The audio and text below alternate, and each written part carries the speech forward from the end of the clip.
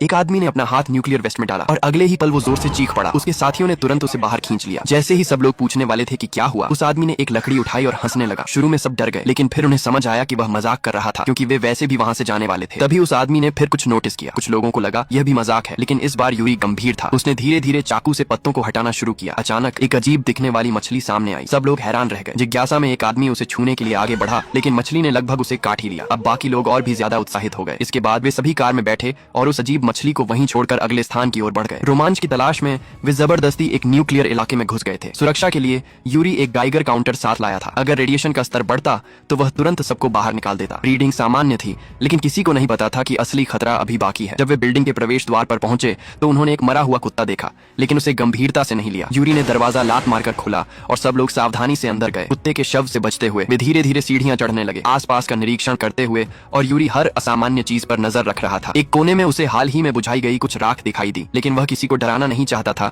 इसलिए उसने उसे नजरअंदाज कर दिया। फिर उसने कहा कि अब उन्हें वापस चलना चाहिए, वरना कार तक पहुंचने से पहले अंधेरा हो जाएगा। तभी जैसे ही एक आदमी आगे बढ़ा, यूरी ने एक अजीब आवाज सुनी और उसे रुकने का इशारा किया। दोनों उस आवाज की तरफ बढ़े। यूरी ने सबको चुप रहने को कहा। पूरा समूह धीरे धीरे उनके पीछे चलने लगा। जैसे ही यूरी अगले कमरे में दाखिल हुआ, अचानक एक भालू सामने आ गया, लेकिन उसने किसी पर हमला नहीं किया। ऐसा लग रहा था जैसे वह किसी चीज से भाग रहा हो। डर के मारे सब लोग बिल्डिंग से बाहर भाग गए। बाहर आकर वे सभी हाँफ रहे थे और अभी भी समझने की कोशिश कर रहे थे कि अभी क्या हुआ। यूरी ने कहा कि वह पिछले 5 सालों से टूर गाइड है, लेकिन उसने कभी ऐसा बदला हुआ भालू नहीं देखा। फिर उसने हल्का सा हंसा और सबको कार में बैठने के लिए कहा, लेकिन जब उन्होंने कार स्टार्ट करने की कोशिश की तो इंजन चालू ही नहीं हुआ। शुरू में उन्होंने सोचा शायद पेट्रोल खत्म हो गया है, लेकिन वे पहले ही इसे चेक कर चुके थे। इंजन ठीक लग रहा था। तो यूरी ने बोनट खोला और देखा कि तारों को किसी ने कुतर दिया था। निक ने पूछा कि आखिर कौन सा जानवर ऐसा कर सकता है। अब यूरी सच में चिंतित हो गया। उसने मदद के लिए कॉल करने की कोशिश की, लेकिन कोई जवाब नहीं मिला। रात तेजी से होने लगी और तनाव बढ़ता जा रहा था। ग्रुप के लोग एक दूसरे को दोष देने लगे। अचानक बाहर से एक आवाज आई। सब लोग चुप हो गए और खिड़की की तरफ देखने लगे। वह आवाज एक छोटे बच्चे के रोने जैसी लग रही थी। यूरी ने तुरंत अपना हथियार उठाया और बाहर चला गया। वे बाहर जाकर जांच करने लगे। निक उसके पीछे पीछे गया।